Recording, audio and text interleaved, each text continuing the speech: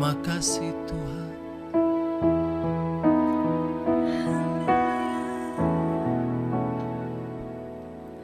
Tuhan, Kau sempurna dalam rencana-Mu dan karya-Mu. Ku serahkan hidupku, murnikan dengan Roh-Mu. Hidupku menggenapi firman-Mu, tanda mujizat sertai tiap langkahku. Kau bersamaku, di dalamku, jadi bukti kebesaran-Mu.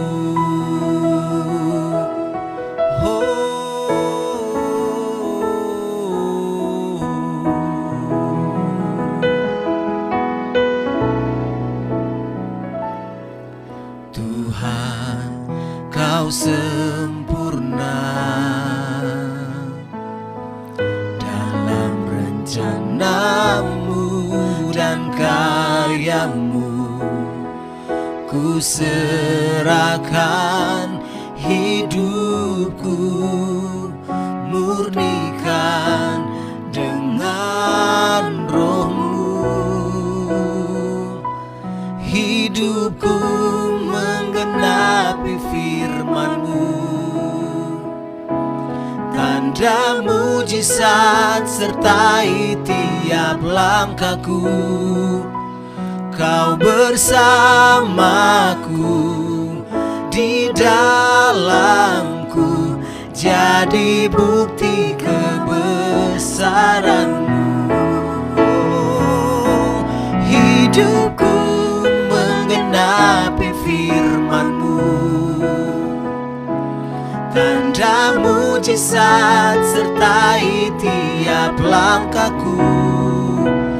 Kau bersamaku, di dalamku, jadi bukti kebesaran-Mu. Hidupku menggenapi firman-Mu, tanda mujizat sertai tiap langkahku. Kau bersamaku, di dalamku, jadi bukti kebesaran-Mu.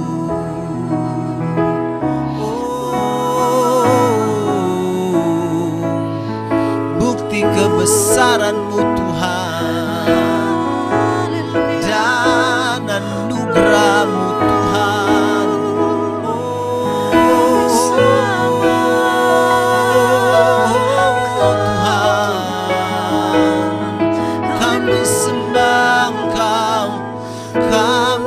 Puji Engkau Tuhan, terima kasih.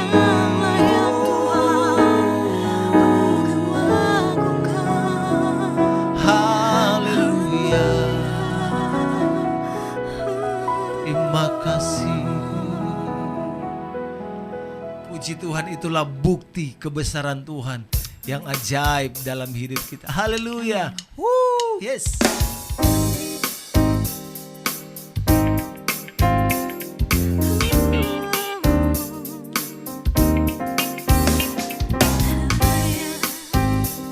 Terima kasih Tuhan.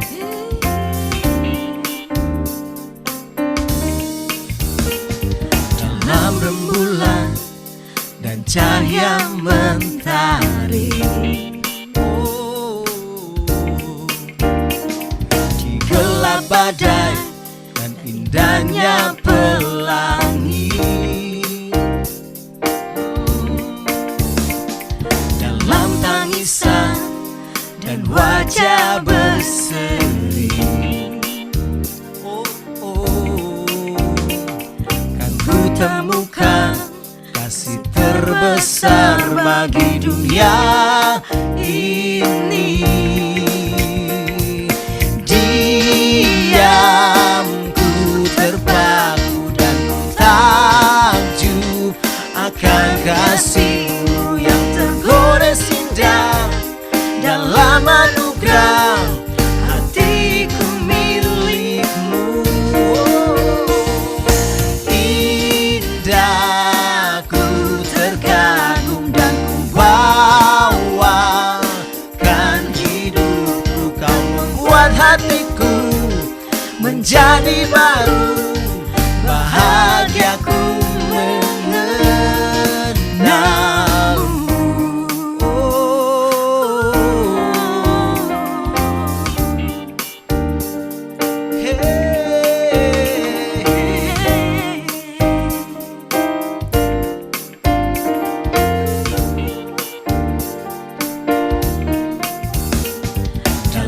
rembulan dan cahaya mentari, di gelap badai dan indahnya pelangi. Dalam tangisan dan wajah berseri,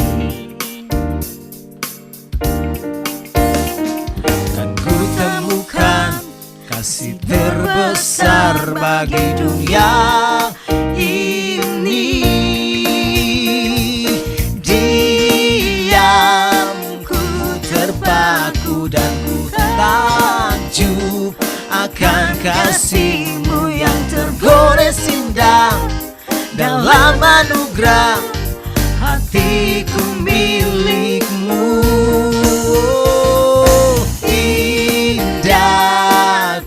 Terkagum dan ku bawakan hidupku. Kau membuat hatiku menjadi baru. Bahagiaku mengenalmu.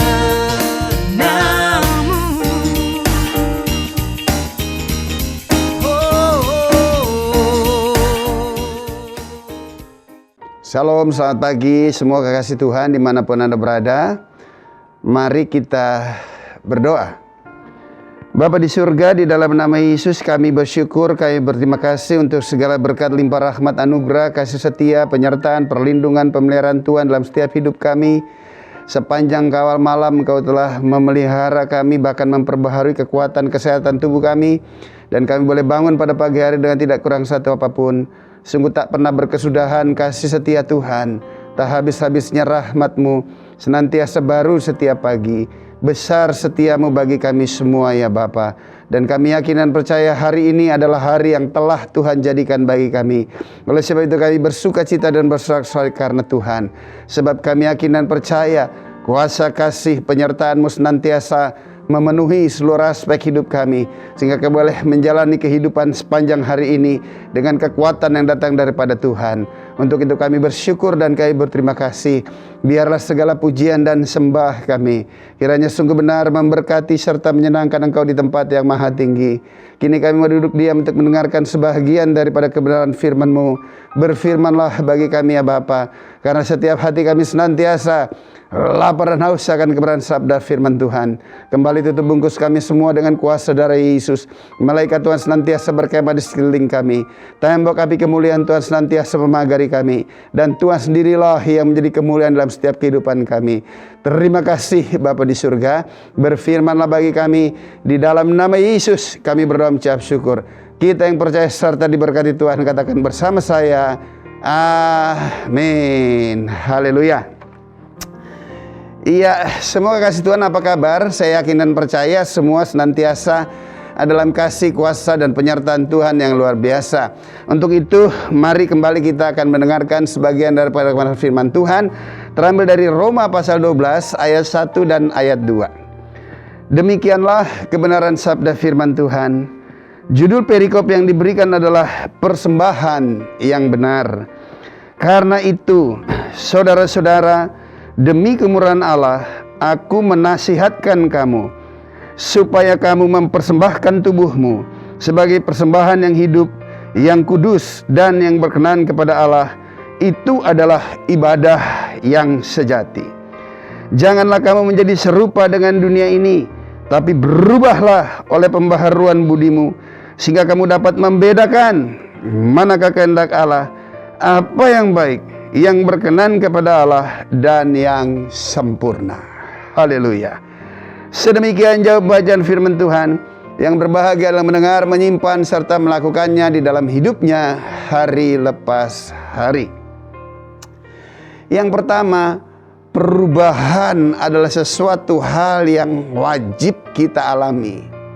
Perubahan adalah sesuatu hal yang harus terjadi di dalam setiap kehidupan kita. Sebab bagaimana kita tidak akan mengalami perubahan? Yesus datang untuk menyelamatkan setiap kita. Dia menyelamatkan kita dari hukum dosa dan hukum maut, sehingga kita boleh memperoleh kehidupan dan kehidupan yang kekal. Ini adalah sebuah perubahan yang Allah kerjakan di dalam setiap kehidupan kita. Namun Dia juga mau agar kita terlibat serta meresponi apa yang Dia ingin kerjakan di dalam setiap kehidupan kita. Kita tahu pada waktu kita belum diselamatkan, kita hidup dan dikuasai oleh dosa. Dan dosa memanifestasikan kelakuannya di dalam setiap kehidupan kita. Sehingga dosa itulah yang senantiasa ada di dalam hati kita, ada di dalam pemikiran kita, ada dalam ucapan kita, ada di dalam tindakan kita. Sehingga tindakan dosa itu menjadi kelakuan serta menjadi identitas bagi setiap kita umat manusia. Dan kita tahu upah dosa adalah maut. Maut berbicara tentang keberpisahan secara permanen dengan Tuhan. Kekasih Tuhan yang saya kasih dan dikasih Tuhan, camkan ini dan dengarkan baik-baik, bahwa Tuhan yang menjadikan kita segambar serupa sujud dengan Dia, sekali-kali Dia tidak pernah merancangkan keberpisahan antara Dia dengan kita.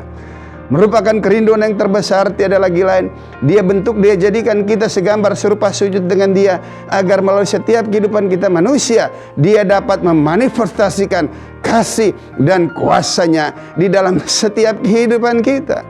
Sehingga kita mempunyai kuasa untuk menjalani kehidupan kita, hari-hari dan tahun-tahun kita, sepanjang kita hidup di dalam dunia. Dan setelah itu kita akan boleh memperoleh kehidupan yang kekal. Tetapi apa yang terjadi? Dosa sepertinya menggagalkan hal yang seperti itu. Nah, di tengah kondisi situasi manusia yang sedang menuju kepada kebinasaan dengan segala kelakuan dan perbuatan yang berdosa, maka lihat, intervensi Allah untuk menyelamatkan manusia itu sudah nyata. Dia mengaruniakan anak yang tunggal supaya setiap orang yang percaya kepadanya tidak binasa, melainkan memperoleh kehidupan yang kekal. Dia memberikan Yesus. Yesus itu adalah firman yang menjadi daging. Di dalam dagingnya Yesus Kristus Tuhan ada kebenaran. Dan di dalam kebenaran itulah, maka kebenaran itu adalah Allah itu sendiri. Kita bersyukur, kita berterima kasih. Kalau kita bisa percaya kepada Yesus, bukan kita yang lebih dahulu percaya kepada Dia, tetapi Dia Tuhanlah yang terlebih dahulu mempercayai kita. Dialah yang memilih setiap kita. Sebab bukan kita yang pilih Dia jadi Tuhan. Kita tidak mempunyai kekuatan kemampuan untuk memilih dan datang kepada Tuhan. Tetapi Dia sendirilah yang memilih kita, dan Dia datang serta menyatakan keberadaannya di dalam setiap hidup kita, sehingga kita percaya bahwa Yesus adalah Tuhan. Yesus adalah Tuhan. Dia telah menyerahkan hidupnya, menyerahkan tubuhnya sebagai tempat di mana penghukuman dosa dalam hidup saudara ditimpakan kepada tubuhnya. Dan Dia mati di atas kayu salib. Kematiannya tiada lagi lain, Bapak Ibu yang saya kasih dan dikasih Tuhan, agar firman itu bisa kembali hidup di dalam daging kita sebagai manusia. Nah, oleh sebab itu yang Dia minta kepada kita, kasihilah Tuhan Allahmu dengan segenap hatimu, kasihilah sesamamu sebagai manusia, sebagaimana engkau bisa mengasihi dirimu sendiri. Nah, oleh sebab itu Dia datang kepada setiap kita. Nah, setelah Dia datang kepada kita, wajiblah kita sebagai orang percaya, kita juga harus menerima Dia secara utuh, secara penuh. Sehingga Rasul Paulus menasihatkan kita. Di situ dikatakan, demi kemurahan Allah, aku menasihatkan kamu supaya kamu mempersembahkan tubuhmu sebagai persembahan yang hidup, yang kudus dan yang berkenan kepada Allah. Itu adalah ibadahmu yang sejati. Haleluya. Apakah yang Tuhan rindukan agar kita bisa mempersembahkan kepada Dia yang merupakan manifestasi peribadahan kita? Bersyukur, berterima kasih kita bisa memberikan sesuatu persembahan, penyembahan, untuk mempermuliakan Dia dalam peribadahan. Tetapi yang Tuhan rindukan tiada lagi lain, bukan pemberian saudara yang merupakan sesuatu yang Dia berikan kepada saudara untuk dipersembahkan, tetapi yang Dia rindukan tiada lagi lain, agar saudara dan saya mempersembahkan tubuh kita sebagai mezbah penyembahan. Sebab jika kita menyerahkan tubuh kita sebagai mezbah penyembahan, maka lihat, sesuatu yang datang di atas itu, maka semuanya akan kita persembahkan kepada Tuhan. Tuhan mempunyai kerinduan agar saudara mempersembahkan tubuh saudara, agar Roh Kudus mempunyai tempat yang tetap secara penuh di dalam kehidupan saudara. Tujuannya tidak lagi lain. Jika kita mempersembahkan tubuh kita sebagai mezbah, maka lihat, tubuh itu akan menjadi tempat di mana firman Tuhan boleh bermanifestasi. Sehingga lihat, kuasanya akan bermanifestasi di dalam setiap kehidupan saudara dan saya. Kita yang semakin kecil, firman-Nya lah yang semakin besar di dalam setiap kehidupan kita. Tujuannya tiada lagi lain, agar terjadi sebuah perubahan. Karena ayat 2 di sini dikatakan, janganlah kamu menjadi serupa dengan dunia ini. Kita dahulu adalah bagian dari dunia ini.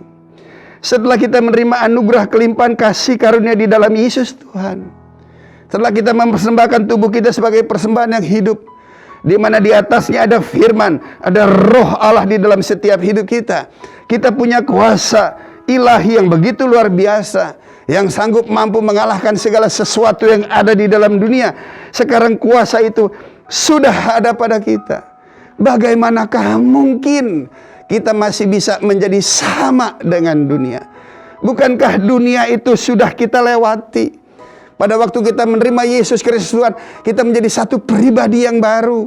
Nah, sebagai satu pribadi yang baru, perubahan itulah yang paling penting, yaitu perubahan pembaharuan budi, sehingga kamu dapat membedakan mana kehendak Allah, apa yang berkenan kepada Allah dan yang sempurna.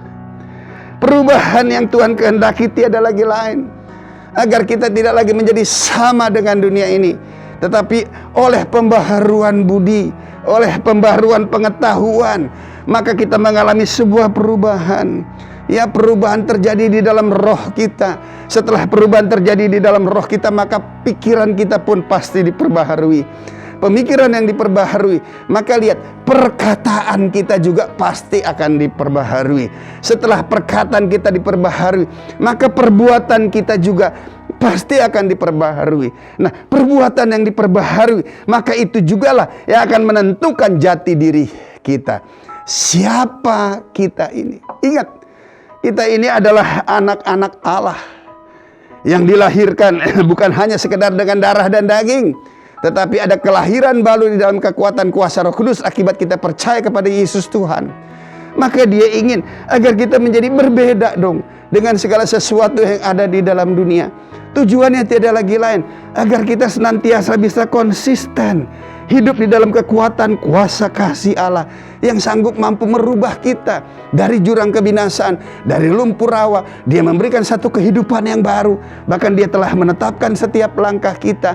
Tujuannya tiada lagi lain, agar kita tetap kuat, kita tetap eksis, kita tetap benar, menjadi hamba-hamba Tuhan, menjadi hamba-hamba kebenaran di tengah situasi dunia yang tidak pernah berhenti untuk mengalami perubahan. Perubahan yang tidak pernah berhenti di dalam dunia. Itu bukan gaya setiap kita. Berhenti dong mengikuti gaya dunia yang ada di dalam dunia ini. Sebab bukankah kita adalah manusia baru? Kita adalah hidup di dalam kebenaran yang sekali-kali tidak akan pernah mengalami perubahan. Yesus Kristus tetap sama, kemarin, hari ini, sampai selama-lamanya. Dunia boleh berubah dengan segala situasi konsekuensi yang ada di dalamnya, tetapi kita sebagai anak-anak Tuhan tidak akan pernah berubah. Hidup di dalam kebenaran. Sebab kita ini dijadikan segambar, serupa, sujud dengan Allah. Untuk bisa mengembalikan gambar dan rupa wujud Allah, ada pengorbanan. Yesus mati di atas kayu salib, mencurahkan darahnya, memikul segala penderitaan. Dia berikan itu semua kepada kita. Begitu besar kasihnya di dalam setiap hidup kita, agar kita tetap bisa berdiri di dalam dunia, di tengah dunia yang semakin berubah, agar kita tetap senantiasa berdiri kuat, kokoh di dalam Dia, agar tetap nama Yesus Tuhan dipermuliakan di dalam setiap kehidupan kita. Berhenti mengikuti perubahan dunia yang ada, sebab kita harus tetap konsisten hidup di dalam kebenaran, sebab Dia telah melakukan perubahan di dalam setiap kehidupan saudara dan saya. Oleh sebab itu, hargai, hormati pilihan dan panggilan Allah di dalam setiap hidup kita untuk hidup di dalam kebenaran, menjadi hamba kebenaran, dan tujuannya tiada lagi lain agar hidup kita senantiasa berkemenangan, menikmati anugerah kasih karunia, pemeliharaan Tuhan yang ajaib, agar dunia bisa melihat di tengah dunia yang berubah ada satu pribadi yang tidak berubah, yaitu Yesus Kristus Tuhan. Sehingga dunia mempunyai ketertarikan terhadap anugerah keselamatan yang dikerjakan oleh Yesus Kristus Tuhan. Tujuannya tiada lagi lain agar melalui hidup saudara, keluarga saudara boleh memperoleh anugerah dan diselamatkan. Keluarga besar saudara boleh memperoleh anugerah dan diselamatkan. Bahkan orang-orang di sekitar komunitas saudara, bahkan dimanapun Anda pergi dan Anda berada, Anda senantiasa membawa kuasa kemuliaan Tuhan, sehingga banyak orang boleh melihat Yesus Kristus Tuhan hidup di dalam setiap hidup saudara. Yakin dan percaya segala perkara dapat ditanggung di dalam Yesus yang memberikan kekuatan kepada setiap kita yang mengasihi Dia dengan segenap hati, dengan segenap jiwa, dengan segenap kekuatan, dengan segenap akal budi. Tuhan Yesus memberkati kita semua. Kita berdoa. Bapa di surga, di dalam nama Yesus, terima kasih untuk firman-Mu pada pagi hari ini. Biarlah firman-Mu kembali mengingatkan kami agar perubahan yang telah Tuhan kerjakan di dalam anugerah keselamatan yang telah Tuhan berikan dalam hidup kami, dari gelap kepada terangnya yang ajaib, dari tidak benar Tuhan, Tuhan telah membenarkan kami, sehingga kami boleh mempunyai kekuatan, kemampuan untuk kami boleh hidup di dalam kebenaran. Oleh sebab itu kami bersyukur, kami berterima kasih. Untuk itu aku berdoa ya Tuhan, Engkau melawat, menjamah, memberkati semua kekasih Tuhan dimanapun mereka berada. Biarlah kuasa Roh Kudus-Mu melawat, menjamah, dan memberkati setiap mereka. Kemampuan kami mendengar terbatas, kemampuan kami berkata-kata terbatas, bahkan kemampuan kami membaca firman-Mu terbatas. Namun Roh Kudus-Mu ya Tuhan tidak akan pernah sanggup dibatasi. Oleh sebab itu aku berdoa di dalam nama Yesus, biar Roh Kudus melawat, menjamah, memberkati kami semua, serta memberdayakan kami, memberikan kepada kami hati yang lapar dan haus akan firman-Mu, mencurahkan roh doa di dalam setiap hidup kami, menasihati kami, sehingga kami terus boleh berjalan seturut kehendak rancangan rencana Tuhan, sehingga kami hidup di dalam berkemenangan, dan di dalamnya nama Kristus Yesus Tuhan dipermuliakan. Dan terlebih lagi, banyak jiwa yang belum memperoleh anugerah dan diselamatkan, mereka boleh melihat Engkau hidup di dalam hidup kami, sehingga mereka pun boleh menerima anugerah serta diselamatkan. Terima kasih Bapa di surga, terpujilah nama-Mu, berkati seluruh jemaat dan umat Tuhan. Di dalam nama Yesus kami berucap syukur. Kita yang percaya diberkati Tuhan katakan bersama saya, amin.